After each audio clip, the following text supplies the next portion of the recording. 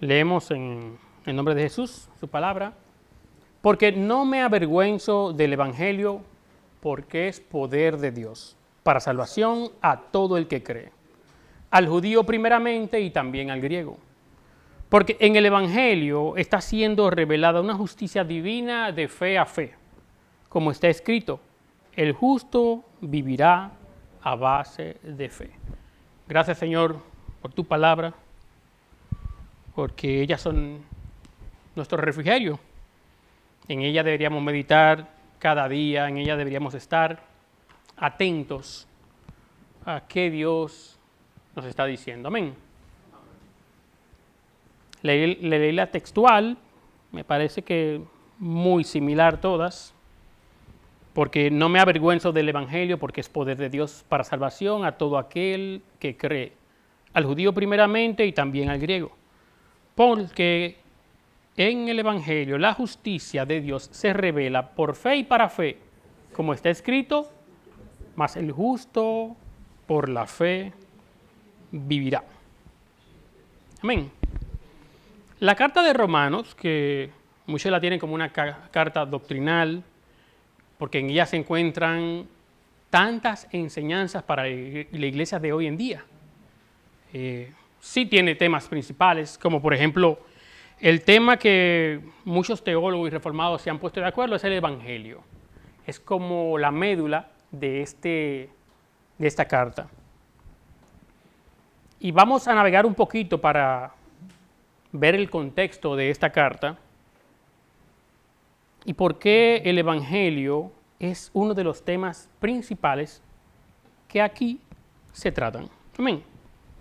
Si se fijan, quiero que se mantengan ahí en Romanos, en el versículo 1, ¿cómo dice? Pablo, siervo de Jesucristo, llamado a ser apóstol, apartado para el Evangelio de Dios, para que él había prometido antes por sus profetas en las Santas Escrituras. Desde que inicia la carta, ya se está hablando de un Evangelio de Dios. Si se mueve un poquito más abajo en el versículo 9, 1:9, porque testigo me es Dios, a quien sirvo en mi espíritu, en el Evangelio de su Hijo, de que sin cesar hago mención de vosotros siempre en mis oraciones. Vuelve Pablo en ese tramo que es como la introducción, de hasta el 17, a hablar del Evangelio.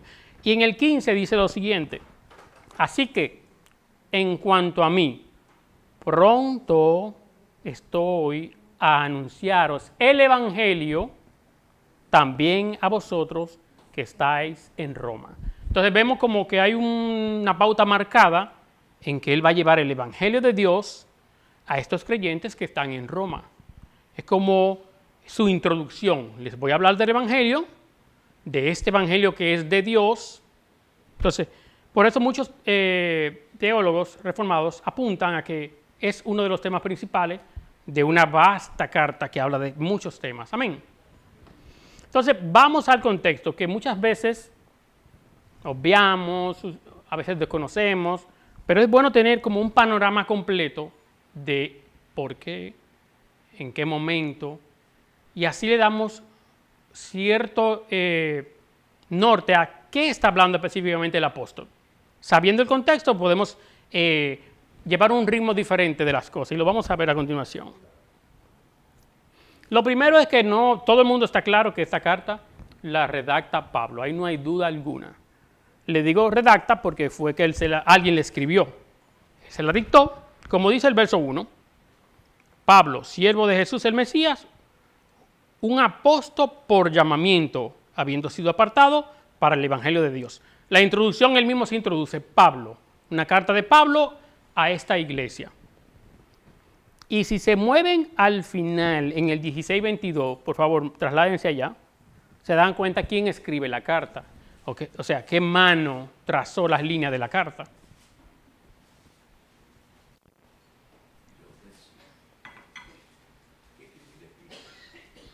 Yo, Tercio, que escribí la epístola, os saludo en el Señor. Ahí le dio como cierta libertad para que saludase a los otros hermanos, porque él agregó eso. Amén. Entonces, ahí no hay duda alguna de que Pablo es el artífice de esta carta, no hay ninguna. Otra cosa que tenemos que tener en cuenta es que esta iglesia no fue fundada por Pablo.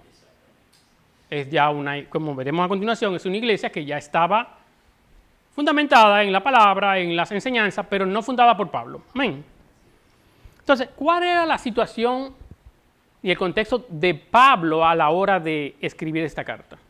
¿Qué sucedía en ese momento en la vida de Pablo al escribir esta carta? ¿Dónde se encontraba? Porque él no está en Roma, él no está en la iglesia, él está en otro sitio escribiendo.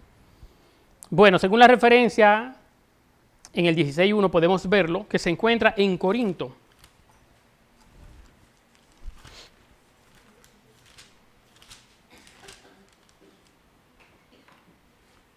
Y aquí explica, y le voy a decir por qué.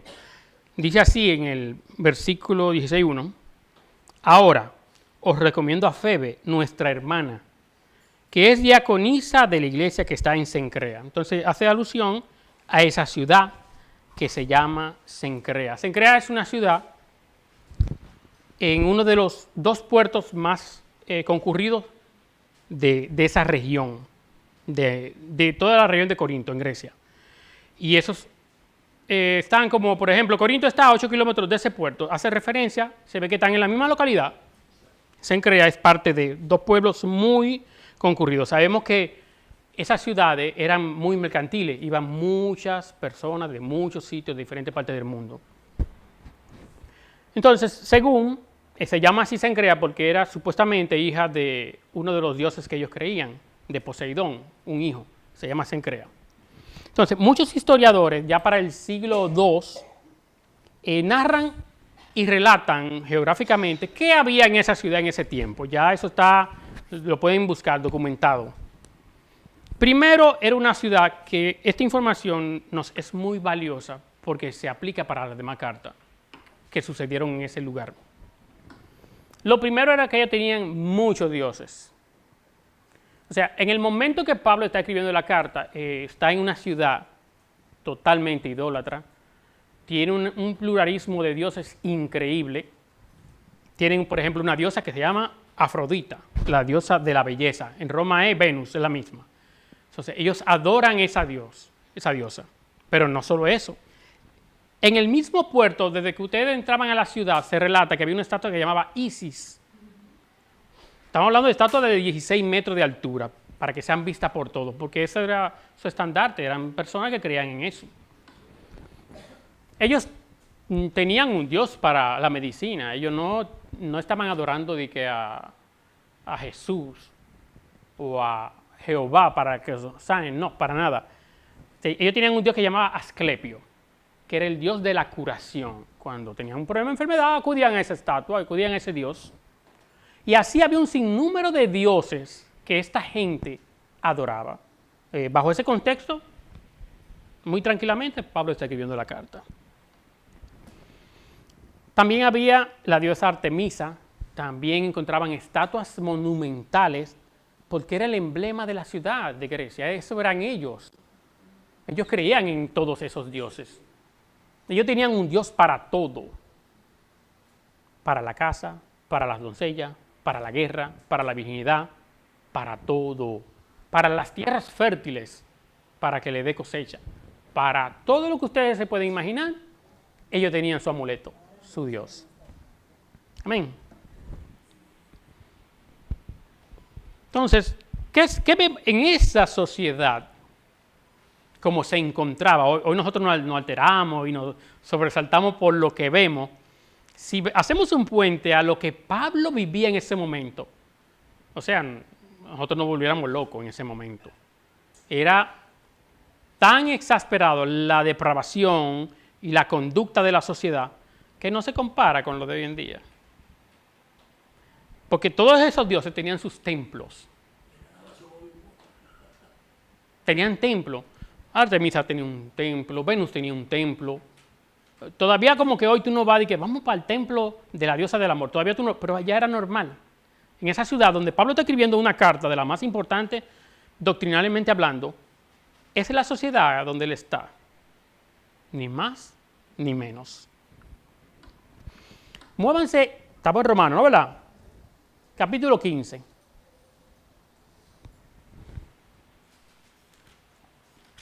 Cuando Pablo viene a escribir esta carta, él viene de una ardua e increíble labor ministerial. Es como que la carta de los Romanos fue una pausa. Esa extraordinaria carta es una pausa de toda la labor que él está haciendo. Muévanse al 15, en el 18 y 19. Dice así. Pero no, oye lo que le dice ellos en la carta. Pero no osaré hablar sino lo que el Mesías ha obrado por medio de mí para traer a obediencia a los gentiles, por palabra y por obra, con poder de señales milagrosas y prodigios por el poder del Espíritu, con el propósito de proclamar plenamente el Evangelio del Mesías, desde Jerusalén y sus alrededores hasta Ilírico. O sea, la labor que está haciendo Pablo, levantando iglesias, es increíble. A tal punto que usted se ve como un dato, desde Jerusalén hasta Ilírico. Y tú te pones y entras al mapa, estamos hablando de casi 5.000 kilómetros de distancia. Toda esa, él fue llevando la palabra, fortaleciendo hermanos, hasta llegar a ese otro punto. Hoy en día tú lo haces con 3 días rodando carretera. Hoy en día tú lo haces casi 72 horas rodando. Imagínate en aquel momento, ¿cuánto tiempo le tomó esta labor de Pablo? ¿Ustedes tienen una idea cuánto duró? ¿Cuánto los historiadores entienden que duró este tramo? Estamos hablando de 25 años de ministerio. O sea, Pablo no lo detuvo nada. A veces no entendemos la magnitud de la labor de Pablo. No entendemos eso. O sea, 25 años levantando, formando en el Evangelio de Cristo iglesias. En un tramo inmenso, con todo lo que conlleva eso.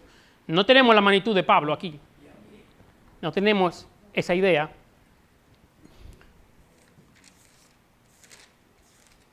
Ese es el Pablo que está escribiendo. Por eso no se sorprendan cuando en el verso 13, él dice lo siguiente. En el 1.13 él dice así. Porque no quiero, hermanos, que ignoréis que muchas veces me propuse ir a vosotros. Le está diciendo a los romanos, yo he querido ir, pero no he podido. Para tener algún fruto, no solo entre los demás gentiles, sino también entre vosotros. Pero hasta ahora he sido impedido. O sea, ese señor estaba trabajando la obra del Señor arduamente por largos años en muchos lugares. Y no había podido ir a Roma, por eso le escribe la carta. Oye, voy para allá. Tengo deseos de verlos, no he podido porque estoy en una labor del Señor. Y no es una labor tan sencilla. El perfil geográfico que le describe Pablo incluye, miren lo que abarca, que lo vemos en Hechos del 13 como al 20. Son todas esas iglesias que se está formando. La de Antioquía, la de Listra, la de Ícono, la de Derbe, la provincia de Asia, en Éfeso, Macedonia, Filipos, Tesalónica y Corinto. O sea, fue mucho el trabajo, 25 años aproximadamente, de predicar y fortalecer hermanos en la fe a través de todo ese vasto territorio. Entonces después, tú dices, bueno, va a hacer una pausa, va a descansar. No, Pablo dice, no, ahora voy a otro nuevo territorio, ahora voy a España. Para que ustedes vean la magnitud de Pablo, después de él trabajar toda esa área, es lo que dice, ahora voy a trabajar otro en la obra del Señor. Por eso en el 23 y el 24, él lo dice claramente. Capítulo 15.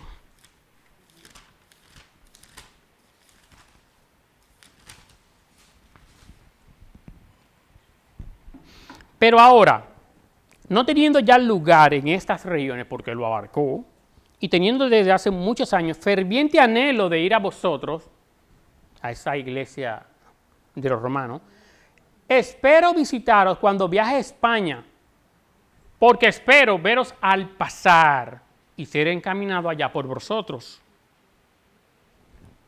cuando primero haya disfrutado un poco con vosotros. Pero ahora mismo voy a Jerusalén a ministrar a los santos. O sea, él no se detiene.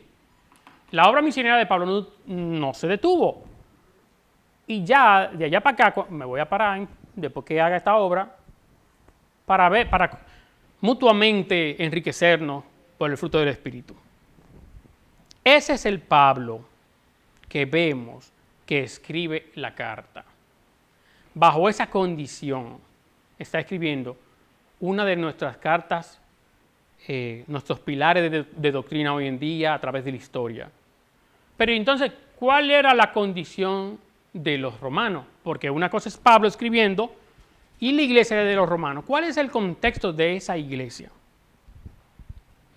Porque muchos historiadores no ven el inicio o la fundación de dicha iglesia como así, tajantemente. Pues la iglesia de Pablo formada por tal, tú no lo vas a encontrar así, no. Pero sí se menciona algo importante en el libro de los Hechos. Móvanse a Hechos 2:10.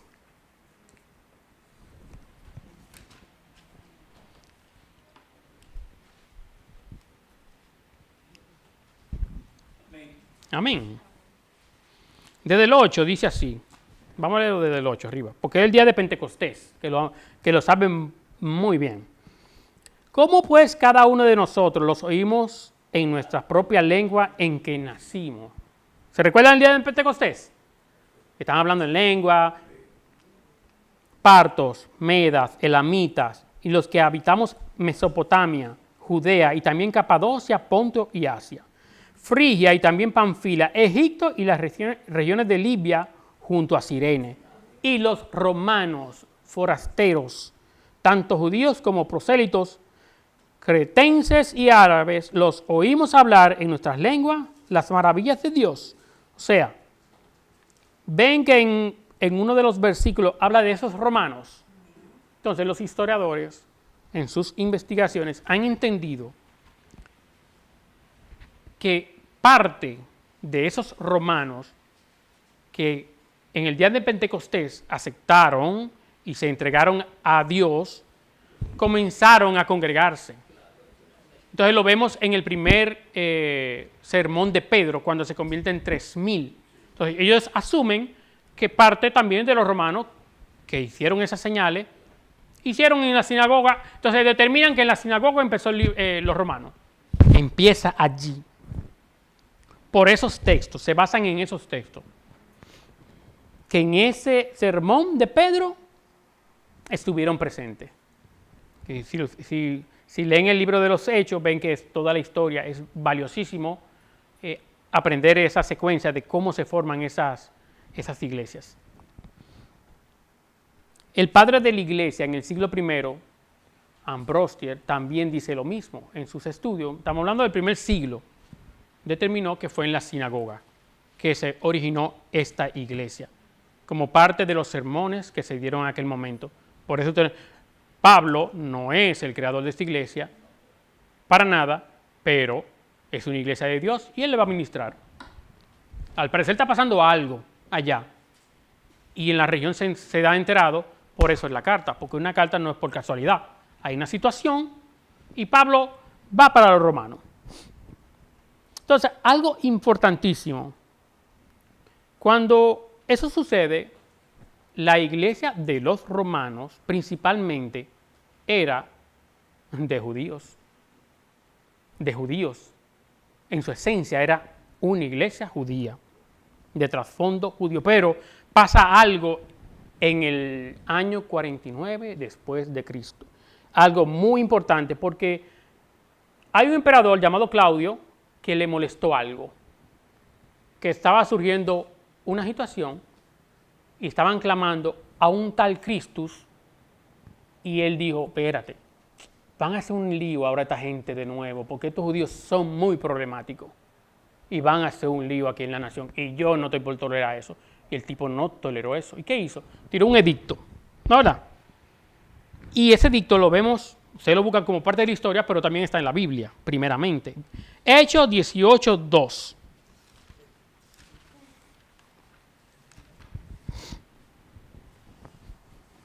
El edicto fue el siguiente: salgan del territorio todos los que son judíos. Ya, no quiero judío aquí, no quiero problema con su supuesto Cristo. Ya tuvimos una situación muy fea una vez, no quiero judío aquí. Y por 5 años los judíos tuvieron que salir, hasta que Claudio se murió. 18:2 dice así, eso es Pablo cuando está en la iglesia de Corinto. Y halló a cierto judío de nombre Aquila, nativo del Ponto, llegado recientemente de Italia, y su mujer Priscila, por cuanto Claudio había ordenado salir de Roma a todos los judíos, y se juntó con ellos.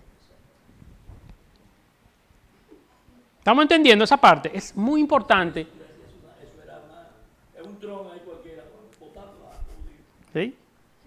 Leyes migratorias. Bueno, pero entonces, ¿qué pasa con la iglesia de Roma? En un abrir y cerrar de ojos ya no hay judíos. Se quedaron los que eran gentiles, porque todo el judío tuvo que salir. ¿Y qué pasa?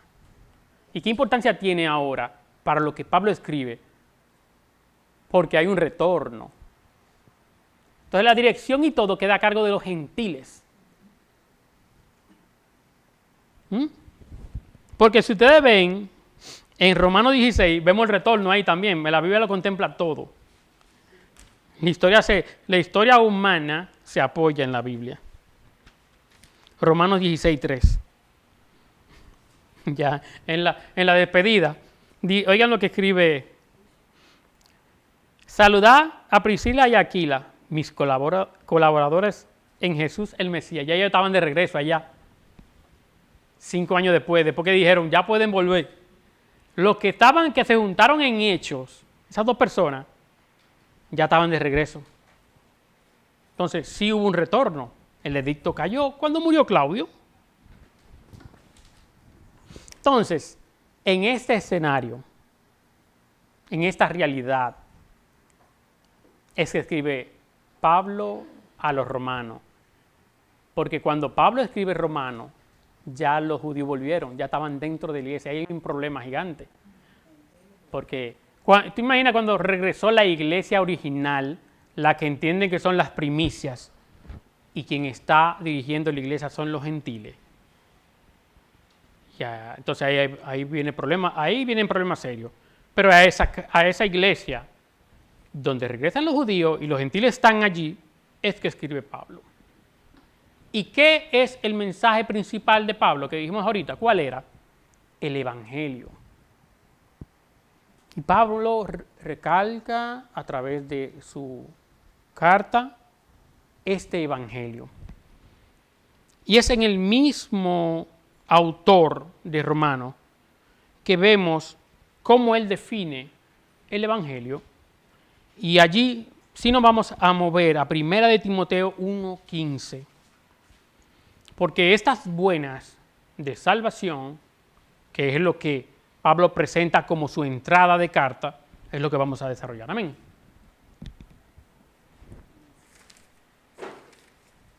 Primera de Timoteo 1:15.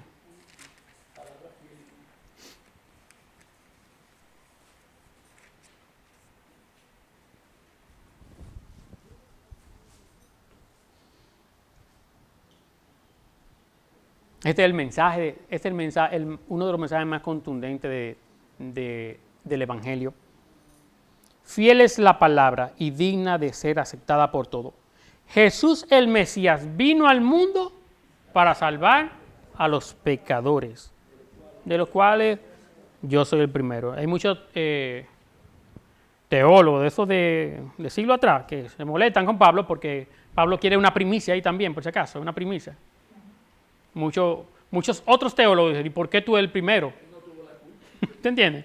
Pero hay una disputa hasta en eso fue el primero. Cristo vino a salvar al mundo Vino al mundo para salvar a los pecadores. Y ese es el mensaje que nosotros deberíamos de abrazar hoy. ¿Para quién está destinada la salvación? ¿Mm? ¿Qué dice el texto? Él vino al mundo a salvar a los pecadores, sin excepción. Todos nos desviamos, cada quien toma un camino diferente. Hay pecadores que son muy orgullosos, hay pecadores que son muy tímidos, hay pecadores que son muy respetables y hay otros que son muy vergonzosos. Pero el texto no le pone adjetivo a eso. A los pecadores. Y no hay distinción. Él vino al mundo a salvar pecadores. ¿Cuál condición? La de pecador. No blanco, no rojo, no alto, no bajo, la de pecador. ¿Cumples la condición de pecador? Él vino al mundo a salvar a los pecadores. No intentemos ponerle como límites a algo que no tiene límites. No intentemos encajonar lo que está fuera de la caja. Él vino al mundo a salvar pecadores, sin distinción, sin nada, a los pecadores. Eso tenemos que atraparlo hoy en día, porque en la calle, mientras vamos por todos aquellos pecadores, hay una palabra, y Cristo vino al mundo a salvarlos. Él no vino al mundo a condenarlos. Entonces, podemos tener discrepancia de una sociedad que está podrida, una política que está corrompida, una milicia que está corrompida. Esa misma milicia le dice al individuo, tiene que portarte bien, pero tanto a la sociedad como al individuo, Cristo vino al mundo, ¿para qué? Para salvar a los pecadores.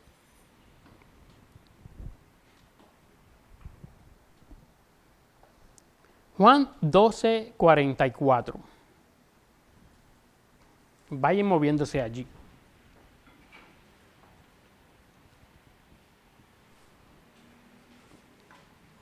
Amén. Amén.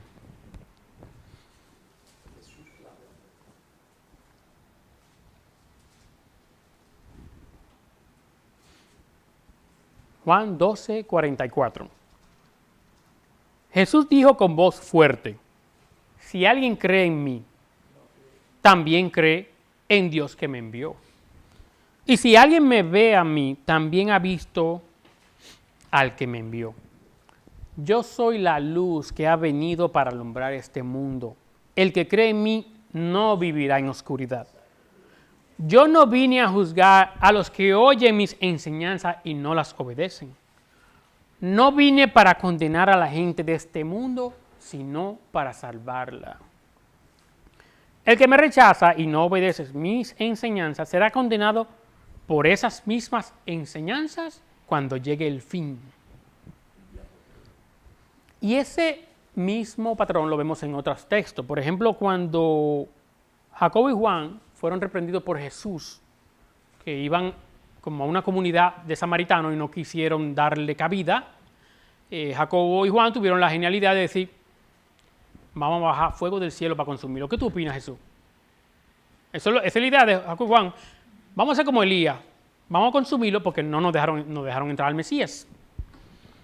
Y en Lucas 9:56 dice, después de esto, después que él lo reprende, porque el Hijo del Hombre no ha venido para perder las almas de los hombres, sino para salvarlas. Jesús le dijo, pero ustedes no saben cuál es el espíritu que mueve, ustedes no entienden, a Jacobo y a Juan. A veces percibimos condenación en el Evangelio, entonces hay un problema, porque son buenas nuevas. Es un mensaje de salvación, no de perdición, el Evangelio. Entonces, se ha tratado en las herramientas que usa el hombre de utilizar esa estrategia, de utilizarla como condenación. Debería ser todo lo contrario, de salvación. Son buenas nuevas, pero el mensaje se distorsiona a través del tiempo y ya uno ve gente que lo que hace es meter a la gente en el infierno sin aún mostrarle cuál es el plan de salvación. Entonces hay un problema en ese evangelio que se predica.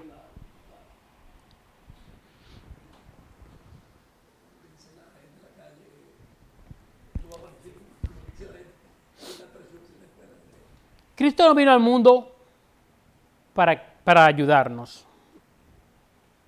para empujarnos. Mira, te voy a empujar para que te ayude y te salve. De principio a fin, la salvación es del Señor. Él no te vino a dar una muleta para que tú camines y te llegue. No. Es que de principio a fin la salvación es del Señor. Tampoco vino para salvarte en parte. Te voy a salvar de aquí a que tú seas mayor de edad y después tú te la bandeas y te las arreglas. Él no vino a eso. O sea, Jehová no es un Dios de cuotas, es un Dios completo, a tiempo completo. Cristo Jesús vino al mundo para salvar a los pecadores. O sea, tenemos que ver que fue el mismo Jesús, el Cristo, que vino. No un ángel, no el mejor de los hombres del momento, no la figura predominante del momento. No. El mismo Dios vino aquí a salvar. Amén. El ungido, ese vino.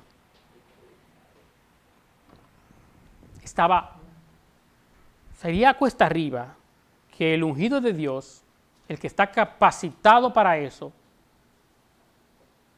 y tiene la encomienda de hacer eso para lo cual es 100% pleno, que no lo haga. O sea, viene Jesús a una labor y es el que está 100% capacitado y designado y no la va a hacer. Él es el Salvador. Y en Él se cumple todo.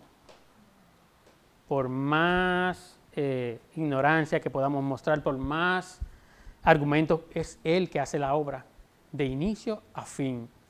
Él está 100% capacitado para hacerlo. Y algo, aún que dice el mismo texto, Cristo Jesús vino al mundo para salvar a los pecadores, algo muy importante, es que ya Él vino. Ya sucedió. Ya esa parte pasó. Ya lo hizo por nosotros.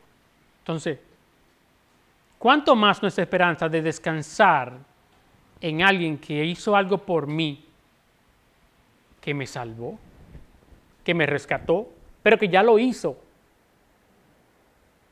No es que lo va a hacer. Entonces, nuestro mensaje debería ser como más refrescante.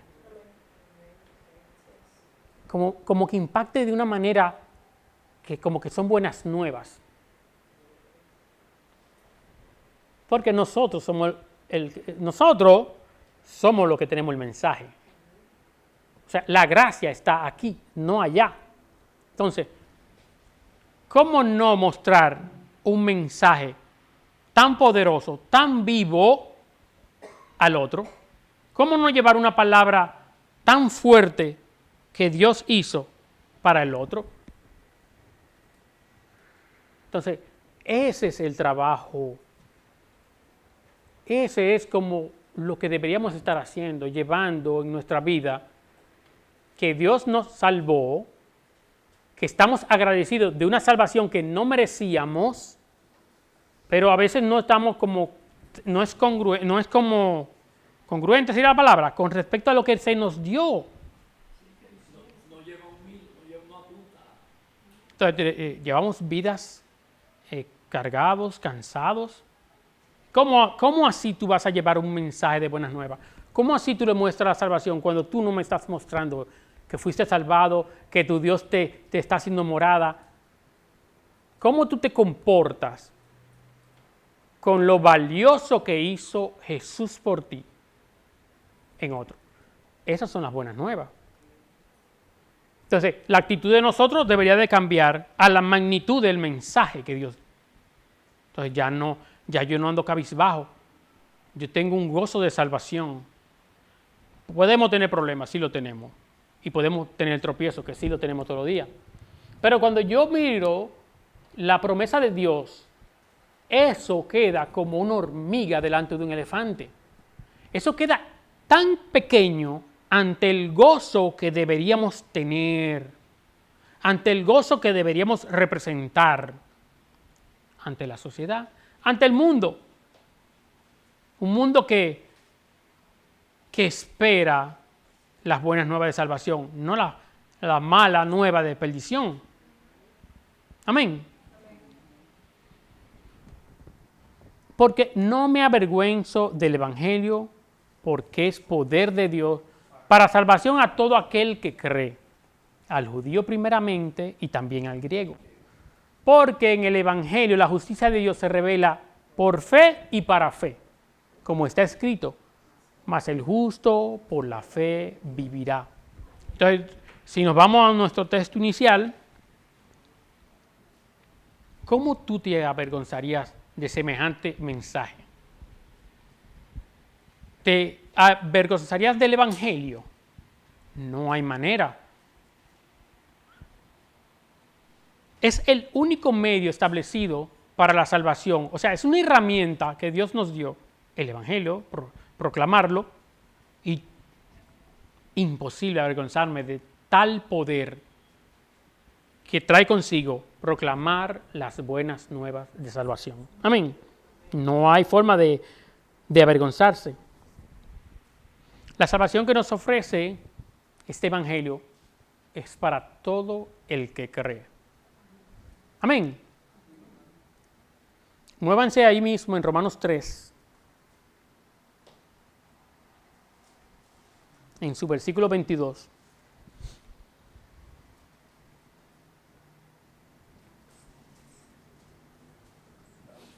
Amén. Fuerza salvadora de Dios que alcanza a todos los creyentes por medio de la fe en Jesucristo. A todos, sin distinción. Entonces, igual nosotros, si somos un reflejo nosotros, porque si Él anda en luz, nosotros deberíamos andar en luz, no hagamos distinción. Este mensaje es para todos y todo el que cree. No andemos haciendo distinción porque alguien tenga un puesto o tenga un estatus o se vea bien, porque engañoso es eso y nosotros nos dejamos engañar fácil de la apariencia.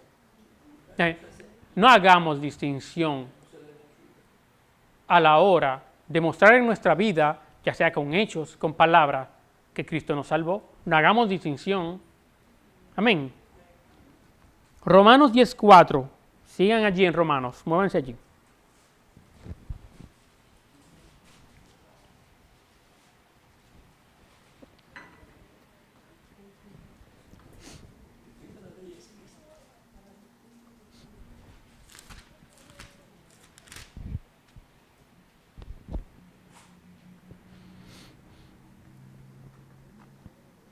¿Estamos ahí? Sí.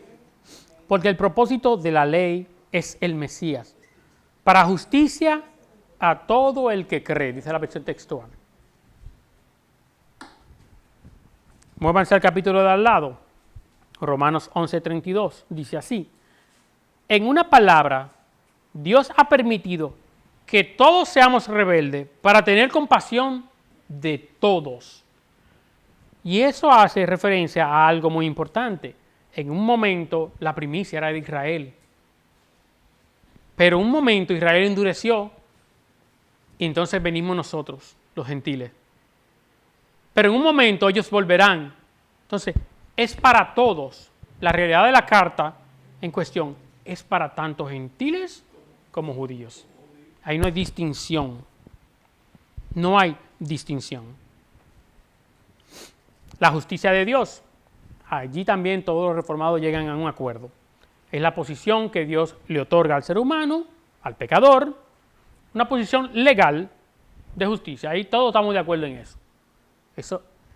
Eso nos otorgó el Señor. Nos justificó. Siendo justificados y llevando todas nuestras culpas, todos nuestros pecados a la cruz, exhibirla, también tiene una respuesta congruente a la magnitud de esa acción de justificarnos. Nosotros, siendo justificados, nuestro comportamiento es que tiene que haber un cambio de andar en luz, no a media. La luz que nos alumbra Dios, no da espacio a sombra. Entonces, andemos así. Amén. En el verso que leímos, verso inicial, ahí Pablo cita como le dicen ellos, las Escrituras, un libro del Antiguo Pacto, que se encuentra en Habacuc 2:4. He aquí que aquel cuya alma no es recta se enorgullece, mas el justo por su fe vivirá. Un hombre que tiene fe en Dios es un hombre justo. El justo por su fe vivirá. El hombre que posee fe en Dios está como en el camino. Si depositamos nuestra fe en Dios, estamos convirtiéndonos en lo que Él quiere que seamos, justos, porque una cosa precede a la otra. Y es lo que nos justifica a los ojos de Dios. En Génesis 15:6 dice lo siguiente de Abraham: y creyó a Jehová y le fue contado por justicia. Amén. Esa fe que debería ser nuestro pilar nos va a justificar. Y esa fe viene cuando Dios, en su misericordia, este corazón de piedra se hizo sensible a la voz de Dios. Amén. Entonces, en esta mañana, mi anhelo sería que nos enfrascáramos en la idea de llevar unas buenas nuevas, ya sea en acciones, ya sea cuando vayan, ya sean cuando predique, porque nos movemos en muchos sitios y podemos predicar la palabra. No es ilegal hacerlo, aunque a veces nos escondemos y no lo hacemos. No es ilegal hablar de Dios a personas. Que vemos que hay un grupo que lo maneja de una manera quizás no tan adecuada, pero anunciar las virtudes de aquel es nuestro trabajo. No es de ellos, es de nosotros. En mis acciones, en mi caminar, cuando yo estoy en mis labores, en mis estudios, en mi familia, con mi esposa, con mis hijos, deberíamos reflejar eso. Amén. Porque no me avergüenzo del Evangelio, porque es poder de Dios para salvación a todo el que cree, al judío primeramente y también al griego. Porque en el Evangelio está siendo revelada una justicia divina de fe a fe. Como está escrito, el justo vivirá a base de fe. Gloria a Jesús.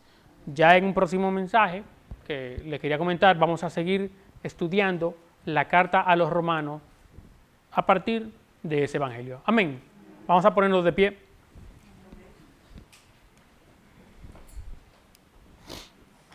Y vamos a orar a Dios pidiéndole que reflejemos eso que Él quiere que reflejamos, esa verdad que se nos fue entregada, que Cristo vino a morir por los pecadores. Llevémonos eso, fue por los pecadores que vino Él, que Él no vino a condenar al mundo. Amén. Santo eres, Señor, te alabamos, te bendecimos, y tu pueblo aquí dice gracias, Señor. Gracias por tu evangelio, gracias porque nos miraste, gracias porque cambiaste nuestro corazón de piedra en uno de carne y pudimos entender, Señor, tu palabra. Gracias, Señor, por la fe. Aumenta nuestra fe cada día. Señor, aumenta nuestra fe, mi Dios. flaqueamos, decaemos, pero tú estás ahí para sostenernos. Porque esta obra que empezaste en un momento, tú la terminarás, porque tus promesas son sí y sí, por los siglos de los siglos, Señor. Tu iglesia te da gracias por tu amor, gracias por tu provisión, gracias por la familia que nos otorga, Señor. Gracias, Señor, por los amigos que nos otorga, Señor. Gracias porque tenemos esta oportunidad de llevarles a ellos el mensaje, Señor. Pon en práctica en nosotros llevar tu mensaje, porque tú viniste al mundo a salvar a pecadores. Gracias, Señor, en el nombre de Jesús. Ahora que nos retiramos, llévanos con tu cuidado, Señor, y con tu guianza, en el nombre poderoso de Jesús. Amén. Amén. Dios le bendiga y salúdense unos a otros.